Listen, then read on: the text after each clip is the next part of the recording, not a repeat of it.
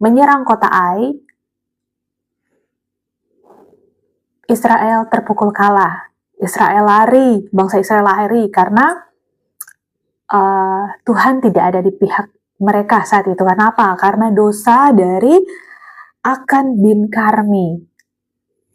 Nah, kalau kita aplikasikan dalam kehidupan kita sehari-hari, mengapa kita sering kalah dalam pergumulan yang kita alami? Karena apa, teman-teman? Karena kita tidak patuh dengan perintah Tuhan. Bukan berarti Tuhan tidak mau menyertai hidup kita. Tuhan mau dan sangat mau menyertai hidup kita. Tapi ketika ada dosa yang tidak kita bereskan terlebih dahulu bersama dengan Tuhan, maka itulah yang akan menghalangi Tuhan menyertai hidup kita. Yang sebenarnya Tuhan akan membawa kita kepada kemenangan demi kemenangan. Tapi ketika kita tidak mau melakukan perintah Tuhan, maka Tuhan tidak dapat bekerja bersama-sama dengan kita. Karena apa? Karena kita tidak taat, teman-teman. Tuhan itu selalu menyertai hidup kita dan ingin sekali menyertai hidup kita, bahkan ingin hidup di dalam kehidupan kita.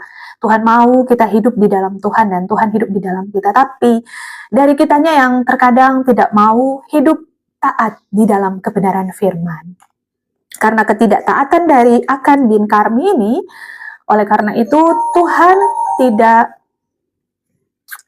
membuat bangsa ini menjadi memperoleh kemenangan.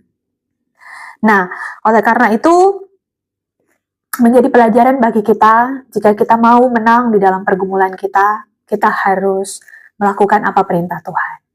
Nah, mungkin teman-teman di luar sana yang mungkin sedang mengalami proses, sedang mengalami tantangan, pergumulan, coba apa sih yang ada di dalam hati kita ini yang kita belum bereskan? Mungkin kita masih punya kepahitan, mungkin kita masih punya dendam, amarah, mungkin masih ada dosa yang terikat dengan kita. Sehingga kok pergumulan kita ini terasa sulit sekali. Kita udah berdoa, karena yang menghalangi Tuhan bekerja atas hidup kita adalah dosa kita. Oleh karena itu kita harus pemberesan dulu terlebih dahulu, kita harus meminta ampun kepada Tuhan, maka Tuhan akan bekerja atas hidup kita dan kuasa Tuhan akan dinyatakan dalam hidup kita.